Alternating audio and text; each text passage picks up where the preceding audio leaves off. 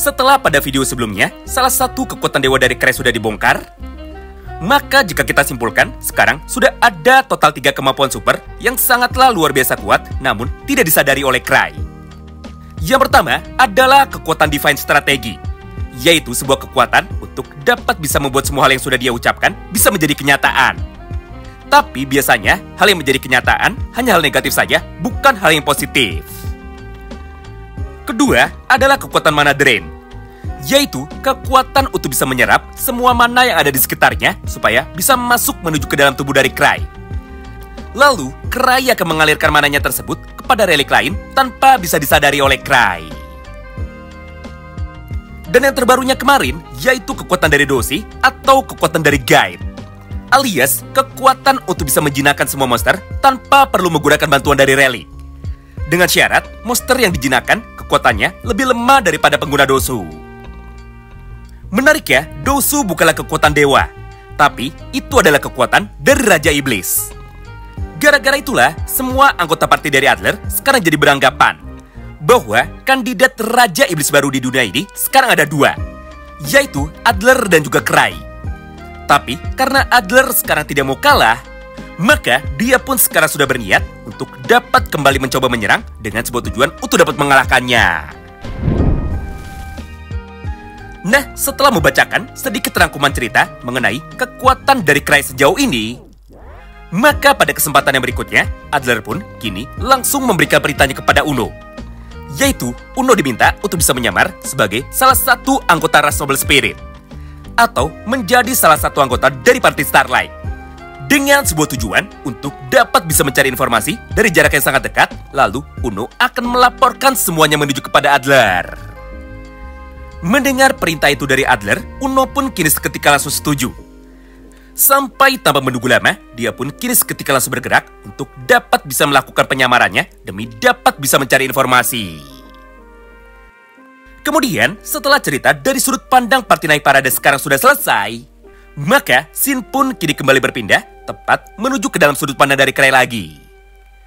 Di mana pada halaman ini, Cry dan juga semua teman-temannya yang kebetulan sekarang sudah melanjutkan perjalanannya lagi, maka mereka pun tiba-tiba saja langsung dihentikan oleh Lisapek sambil berkata seperti ini kepadanya.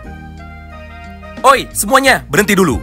Sebentar lagi, kita akan segera masuk menuju ke dalam labirin dari pintu gerbang negara Yekdra. Jadi, berdasarkan hal tersebut, maka aku akan memberikan 6 buah batu penunjuk arah yang semuanya akan aku bagikan kepada para anggota dari Party Grieving Soul. Mengingat batu penunjuk arah ini adalah sebuah relik hasil pemberian dari Ratu Selin, supaya kita semua tidak tersesat di dalam labirin dan juga supaya kita bisa segera sampai menuju ke dalam negara Yekdra tanpa mengalami hambatan. Jadi, peganglah baik-baik ke 6 batu ini dan jangan sampai hilang. Karena jika batu ini sampai hilang, maka kita pun akan tersesat selamanya tepat di dalam hutan ini." Mendengar ucapan dari Elisapek tersebut, Cry pun kini seketika langsung menerimanya sambil berbicara asal-asalan kepada semua orang. "Hah? Kenapa kalian semua tegang? Ini hanyalah perjalanan liburan biasa. Jadi, selama kita bisa mengikuti petunjuk dari Elisapek, maka sudah jelas kita pasti akan selamat. Anggap saja perjalanan ini sebagai latihan dari kalian. Karena jika kita bisa sampai tepat menuju ke dalam Yekdra, maka aku jamin level dan juga kekuatan dari kalian pasti akan bisa meningkat dengan sangat drastis." Intinya, Cry cuma bicara asal-asalan. Tujuannya hanya untuk bisa memberikan semangat kepada mereka supaya mereka tidak cemberut lagi. Karena sejak tadi, hanya anggota dari Party Cry saja yang terlihat menikmati jalannya pertarungan ini. Sedangkan seluruh anggota dari Party Starlight, kecuali Lapis dan juga Cruz, kini mereka pun malah nampak sangat stres dan juga mereka pun sudah mulai terlihat menyesal untuk dapat bisa ikut pergi bersama dengan Cry. Mengingat sekali lagi, dari sudut pandang semua orang, pergi bersama dengan Cry adalah ujian 1000 cobaan bagi mereka. Nah, ingat kan? Tadi, Uno sudah dikirim untuk dapat bisa menjadi mata-mata yang bersembunyi tepat di antara para anggota Party Starlight. Berdasarkan hal tersebut, maka ketika tadi Cry sudah berbicara asal-asalan kepada semua orang, sudah jelas Uno pun jadi bisa ikut mendengarnya juga. Gara-gara itulah, Uno pun seketika langsung menjadi salah paham. Bahkan di dalam dialognya, Uno pun kini langsung berkata seperti ini. "Baiklah, ini adalah kesempatanku. jika aku bisa mengambil batu penunjuk arah itu dari tangan Cry, maka kami pun bisa pergi lebih dulu untuk dapat masuk ke dalam Yggdra. Oleh karena itu, aku akan segera bergerak untuk dapat mendekati ketua mereka. Serta aku pun akan mencoba untuk dapat mengambil batu penunjuk arah tersebut. Nah, singkat cerita, setelah berkata seperti itu di dalam hatinya, maka Uno pun sekarang langsung datang tepat menuju ke arah Cry. Serta dengan muka polos anak kecilnya, Uno pun segera berkata kepada Cry bahwa dia ingin pinjam sebentar batu penunjuk arahnya tersebut. Mendengar permintaan itu dari Uno, Cry pun sama sekali tidak menolaknya. Karena pada dasarnya, mereka memiliki 6 buah batu penunjuk arah. Jadi, jika Cry memberikan 1 buah kepada party Starlight, maka sudah jelas itu bukanlah sebuah masalah. Lagi pula, Cry memiliki relik kompasnya sendiri, yaitu sebuah relik penunjuk arah dengan nama Fool's Compass.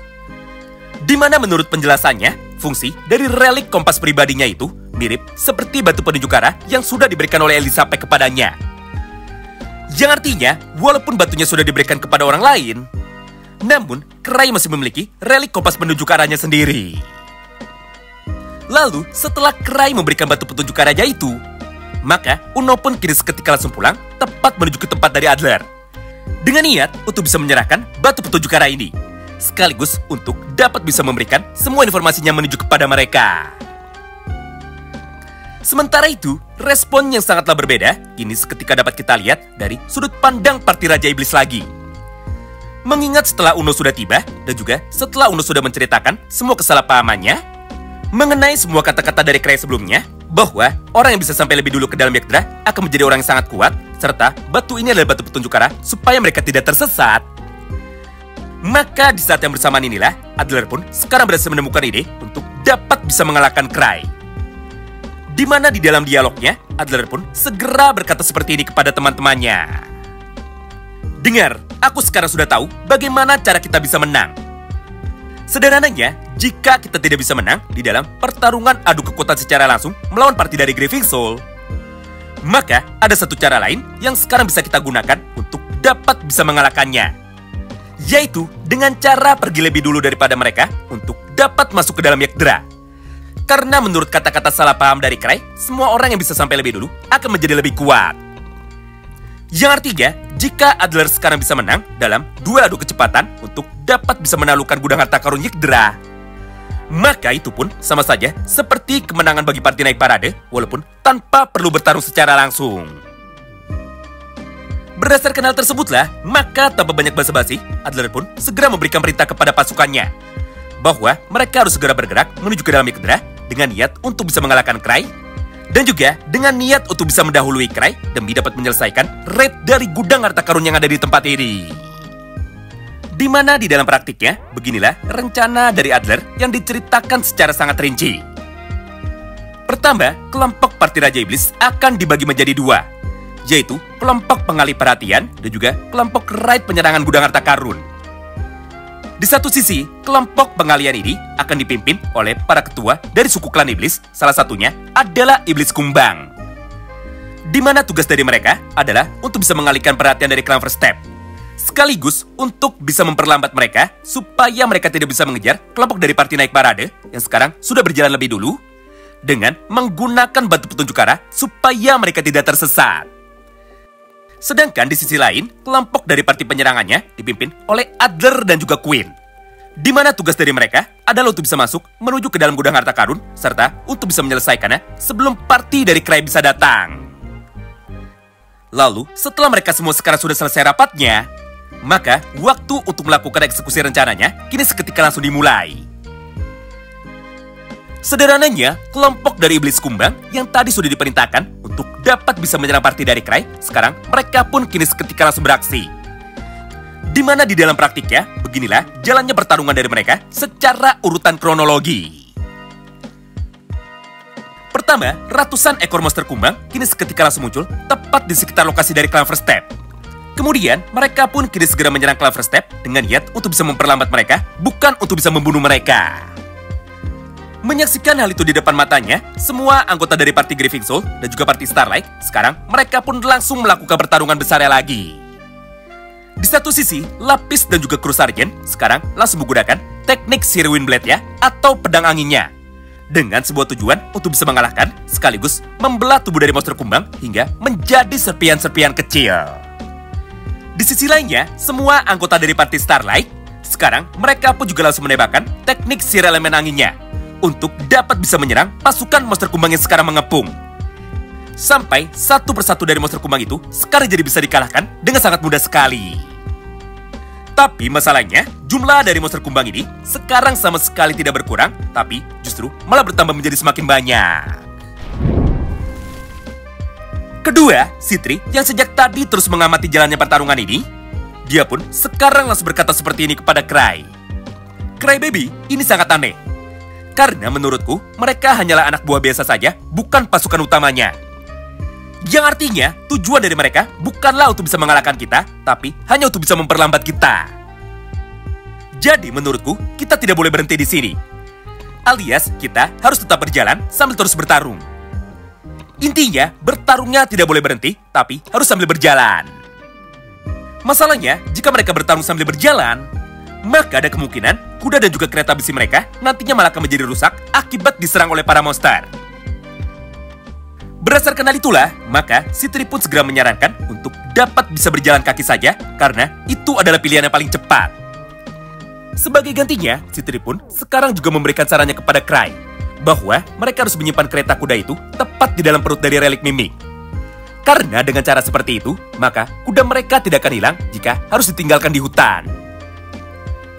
Mendengar saran itu dari Citri, Cry pun langsung menjadi setuju. Hingga tanpa menunggu lama, Mimik pun kini langsung memakan kuda dan juga keretanya.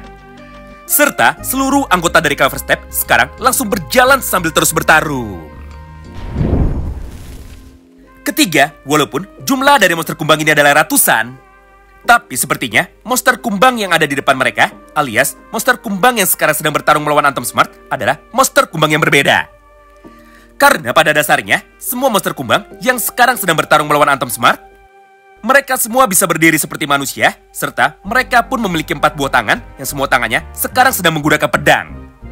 Yang artinya, lawan dari Atom Smart bukanlah sekedar monster kumbang biasa, tapi mereka adalah pasukan khusus alias pasukan elit dari Queen yang semuanya adalah para pendekar pedang.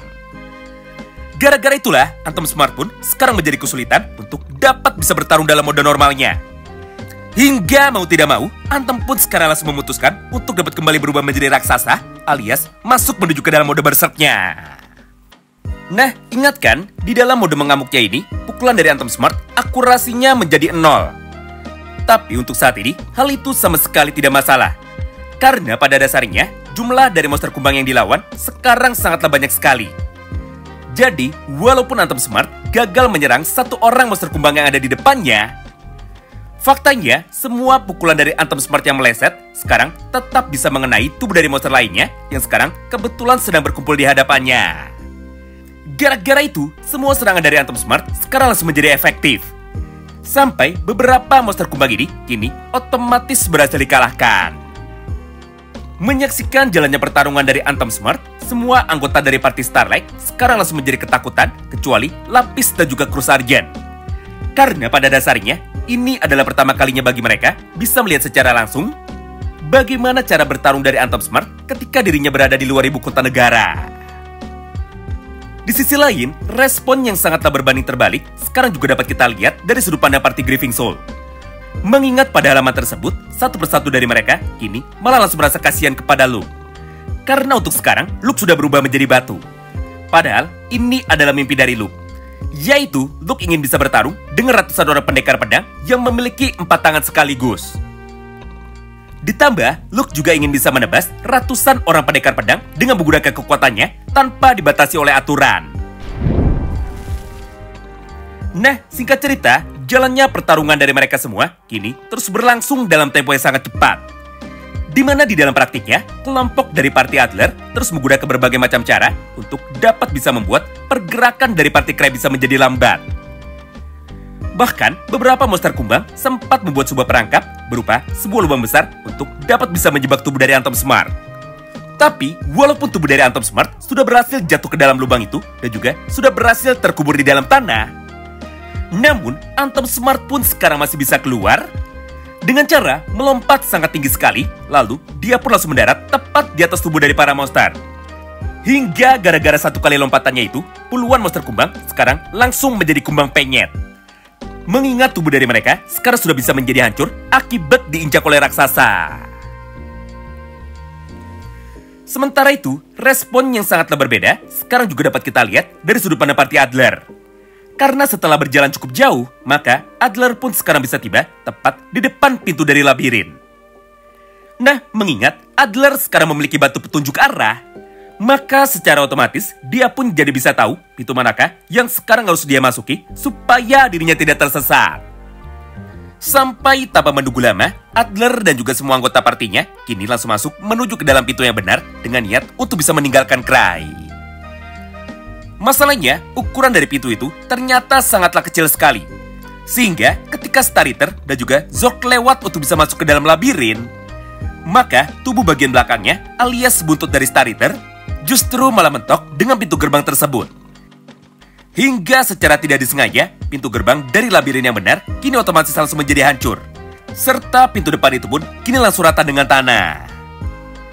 Namun, karena tidak ada satupun yang sadar dengan hancurnya pintu gerbang tersebut, maka Adler pun sama sekali tidak peduli, serta dia pun tetap melanjutkan perjalanannya untuk bisa masuk ke dalam dungeon level 10. Wow, menarik banget ya.